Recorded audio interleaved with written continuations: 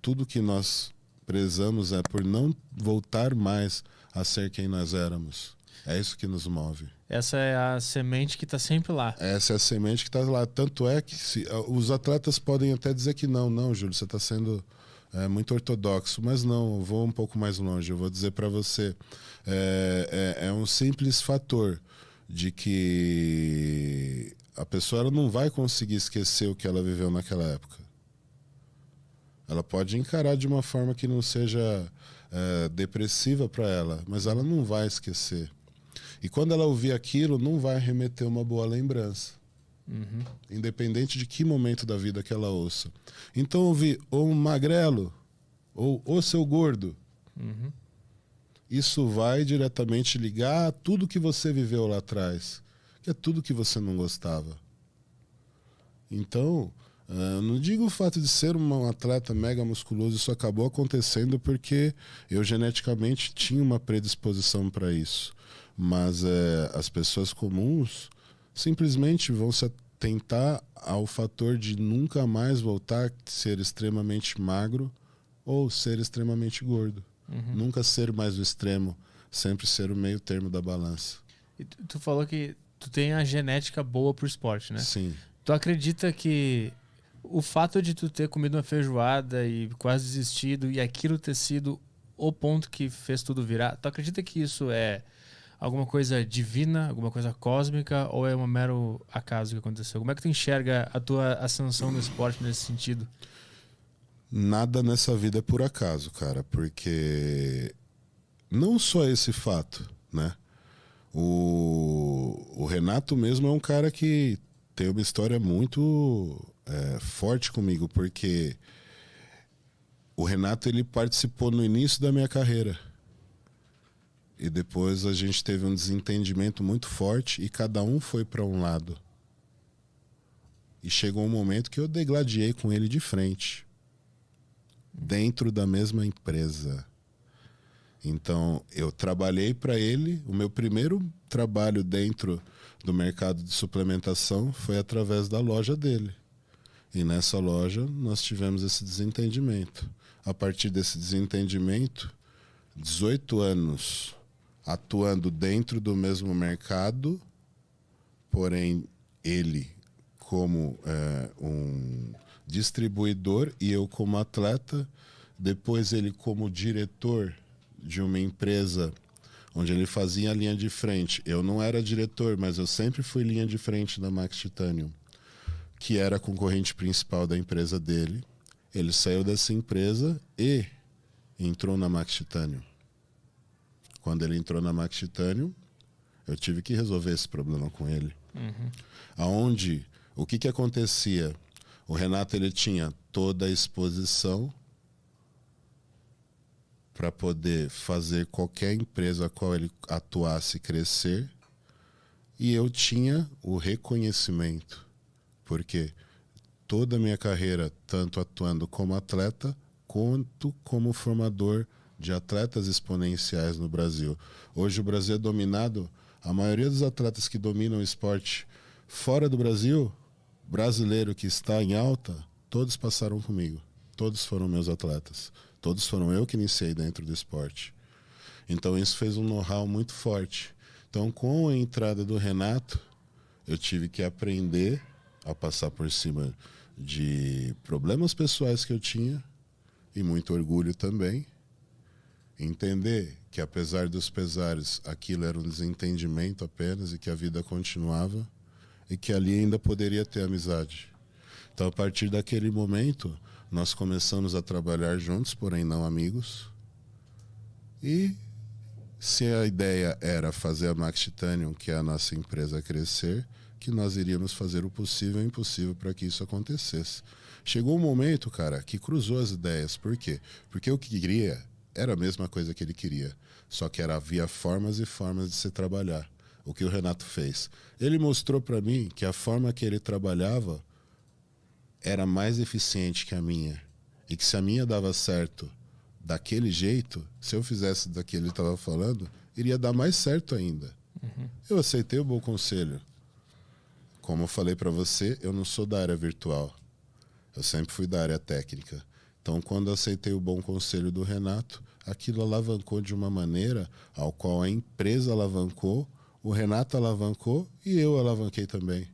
Então, foi uma união que só trouxe positivismo tanto para a empresa quanto para a nossa vida social, porque hoje eu e o Renato também temos uma grande amizade. Uhum. E tu acha que essa junção de vidas, que as duas vidas se confundiram no momento ali, se era um destino vocês se encontrarem e brigarem, esse ponto, tu acha que existe algo fora do que a gente consegue ver aqui? Existe, cara, porque por muitos e muitos anos, como o Renato fazia a linha de frente nessa outra empresa, havia ataques incessantes de estratégia de marketing de uma empresa para outra, mas é óbvio que como existia um lado pessoal ali, aquilo interferia. Uhum. Entendeu? Então ali não era só trabalho, era pessoal.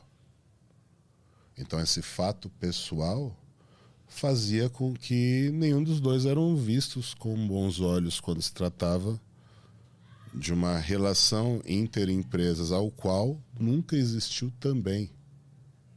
Essa divisão de corporação sempre acontecia nessa época. Hoje não mais, hoje as coisas estão bem mais amenas, mas nessa época, justamente por causa de mim, era uma coisa muito dividida. Max Titanium não se misturava com a outra empresa. Olhando para trás, sobre essa situação, o que tu aprendeu? Onde é que tu tava teu erro nessa situação? Ah, cara, orgulho, né? Orgulho só te leva pro buraco. Você precisa estar sempre aberto ao novo. Você tem que estar sempre preparado para aprender. Porque nessa vida você não é sempre que você vai ensinar.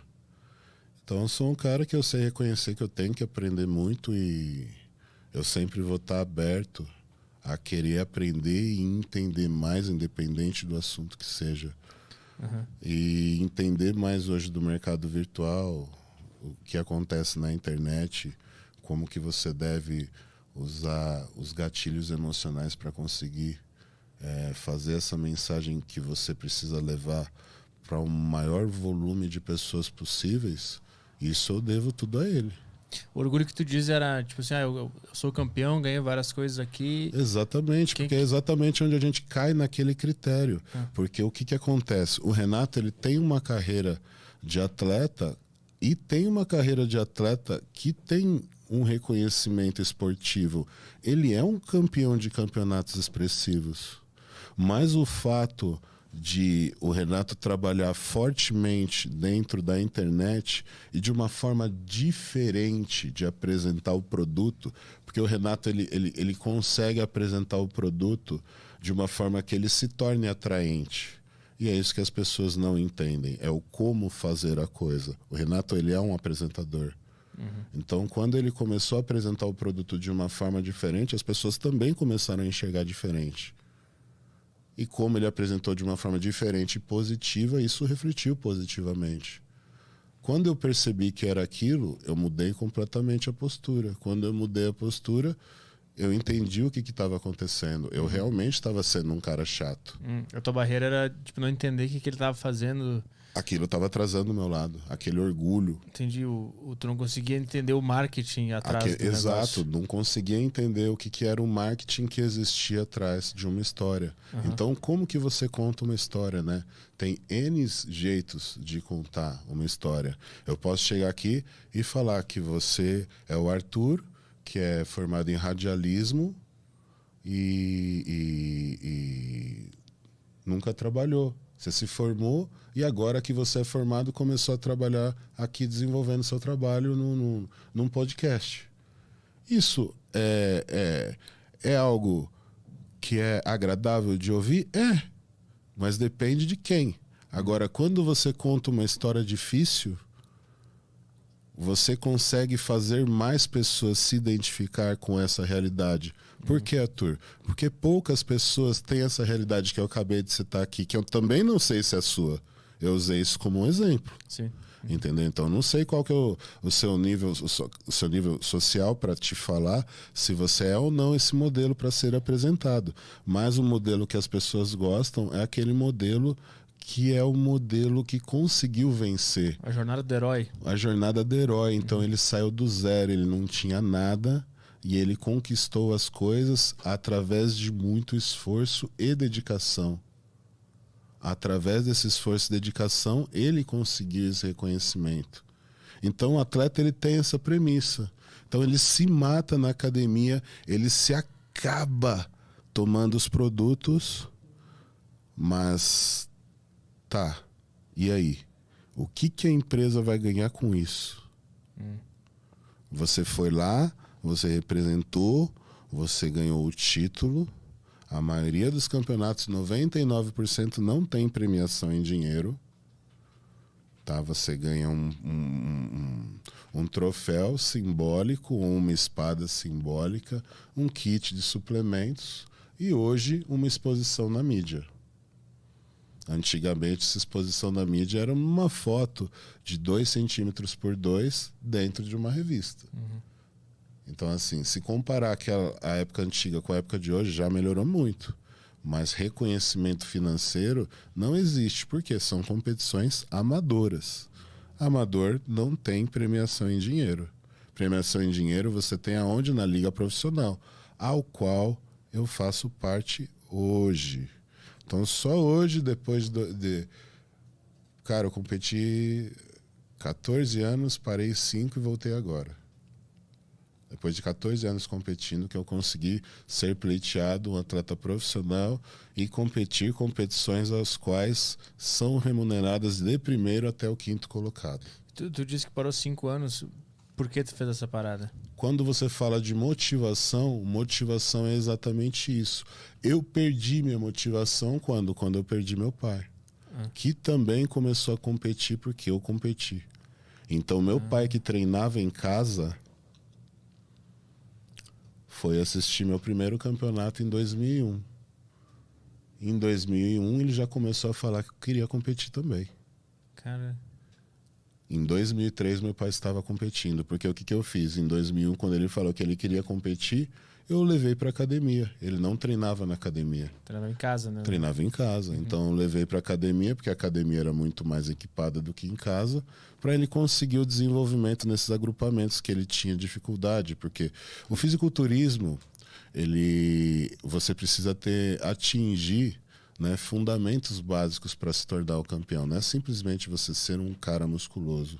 Então você tem que ter um conjunto de músculos, todos em perfeita harmonia, desenvolvimento e definição, para poder se tornar o campeão.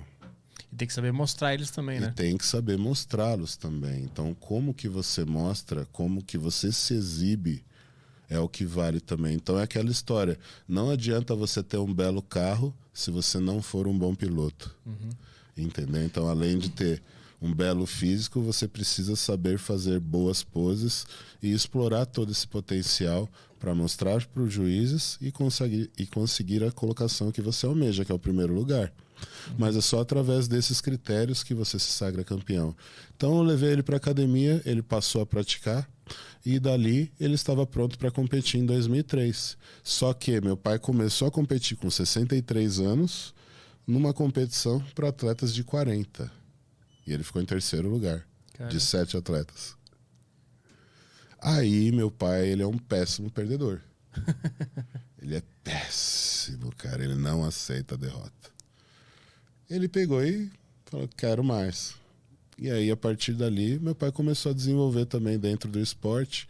Se tornou tricampeão brasileiro, bicampeão sul-americano. E morreu 5 dias depois da última competição dele. Por quê? Infarto fulminante. Do nada. Com 70 anos, 5 dias depois da competição. E eu havia falado para ele, porque meu pai, ele tinha parado de competir com 67.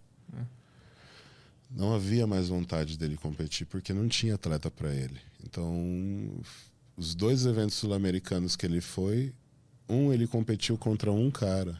E era um senhor mesmo que competiu contra ele. Era um senhor que praticava musculação.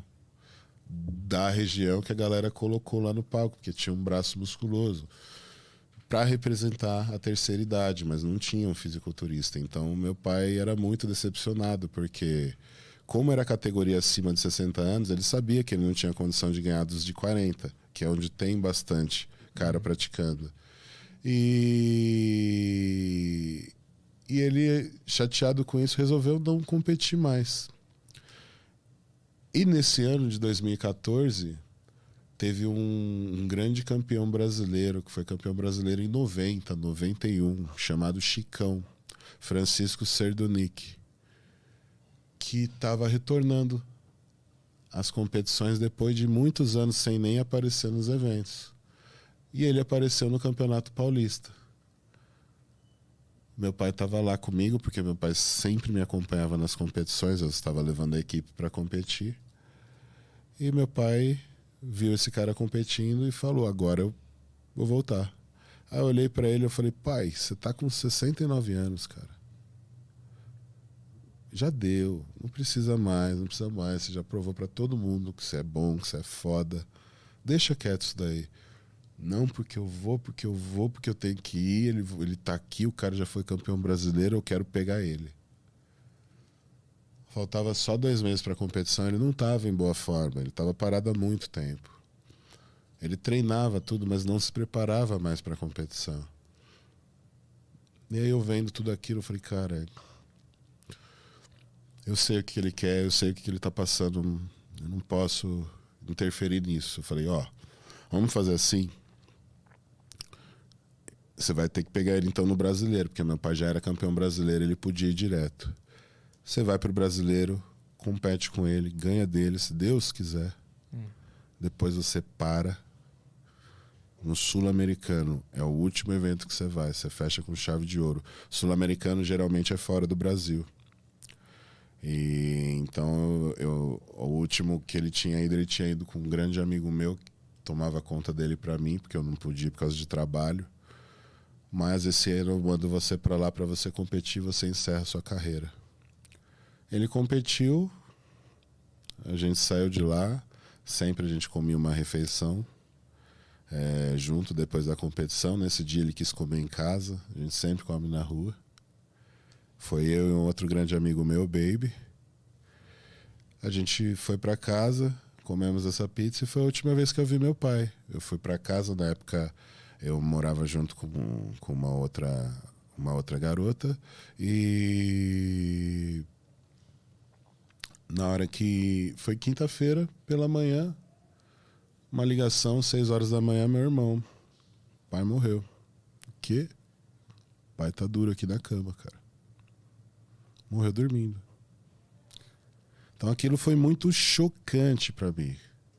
Ali eu fiquei 1 mês sem ir pra academia, porque meu pai ia muito comigo junto pra academia, né? A gente treinava junto, era parceiro de treino. Então eu fiquei assim 1 mês sem ir pra academia, perdi muito peso, não conseguia me alimentar. Sabe quando você tem vontade de desistir da vida? Eu me sentia daquela forma, né? Foi um baque muito grande, né? A maturidade fez eu mudar muito. Hoje eu enxergo de uma outra forma. Hoje eu vejo que eu fui muito abençoado de ter perdido meu pai dessa forma. Por quê? Porque ele não teve dor, ele não teve sofrimento, ele não teve doença. Ele simplesmente desligou no momento dele. Uhum. Então, da minha parte, eu estaria sendo muito egoísta, achando melhor um pai sofrendo com uma doença, se desfazendo ali na sua frente, se despedindo em parcelas, né? E você ali se preparando para o pior que você sabe que está por vir e que é inevitável. Então, é duro porque é eu chamo de pagamento à vista, né? No débito. Uhum. Então você sente aquele baque ali na hora, mas pelo menos a recordação sempre vai ser do meu pai saudável, sereno, sem doença. E só recordação boa, não tenho recordação ruim. E quanto tempo demorou pra tu conseguir visualizar as coisas assim? 4 anos. 4 anos. E o que tu 4 anos. fez pra conseguir mudar a forma como tu via esse fato? Algumas coisas, cara, me fizeram mudar. É uma pergunta boa essa que você me fez, porque eu passei por alguns momentos de provação durante todo esse tempo que me fizeram crer que eu precisava voltar, né? E mostrar que eu ainda tinha potencial como atleta, apesar de eu ter uma posição tão assegurada dentro da empresa que eu era contratado como atleta, mas a minha chefe, a dona da empresa, falava para mim: Júlio, você não precisa competir. Entendeu? Então, assim, era uma coisa que para a empresa não fazia tanta diferença se eu competisse ou não. Por quê? Porque o meu trabalho de marketing, o meu lobby para a empresa já estava sendo feito e muito bem feito sem a competição. Mas aquilo para mim era muito doloroso. Saber que o atleta Júlio Balestrin já não tinha mais o peso. Então eu não me sentia mais vivo. E aí me deu o start de voltar, né, em 2019. Em 2019 eu tive uma ideia de que eu precisava voltar e que eu iria fazer o que fosse necessário para voltar. Mesmo apesar de eu ter me machucado, eu tenho os 2 joelhos lesionados, o cotovelo lesionado, eu coloquei na minha cabeça que eu iria fazer aquilo de qualquer jeito, porque eu não tinha o direito de reclamar. Eu tinha tudo. Tudo que eu pedia, tinha. Então eu tinha um bom patrocínio, eu tinha um conhecimento, eu tinha vontade. Por que eu não fazia? Eu não conseguia entender o porquê que eu não fazia. Então eu tinha N atividades, eu sempre trabalhei muito, independente de ser atleta profissional, eu sempre trabalhei porque eu acredito muito no trabalho. E eu sempre quis ter um reconhecimento tanto esportivo quanto financeiro. Todo mundo busca isso. Esse foi o fato de sempre me fazer buscar trabalho incessantemente. Nunca foi diferente. Quando eu retornei a pensar em competir, eu observei muito pessoas mesmo no Instagram que não tinham membros, né? Um deles é o Nick, que ele é muito famoso na internet. Que ele é um cara que ele dá até palestra motivacional, né? Sobre você realmente acreditar em tudo que você pode se tornar. E o Nick, ele não tem as 2 pernas, ele tem um pedaço do braço e o outro braço termina aqui, com apenas um dedo. O Nick treina perna, o Nick treina peito, o Nick treina costas, o Nick treina braço. Ele tem um amigo que fica rodando, é só um pedaço do ombro que ele treina aqui.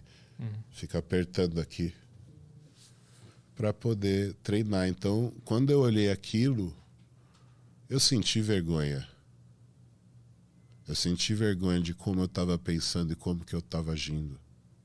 Não era certo comigo. Tudo que eu sonhei, tudo que eu batalhei, eu deixar se perder porque eu tinha uma lesão, porque eu estava machucado e que aquele machucado não sarava. Não. Eu tinha que mudar, cara. Eu tinha que fazer diferente. Então, a partir dali, eu comecei a encarar de uma forma positiva e fazer o que eu podia para poder melhorar.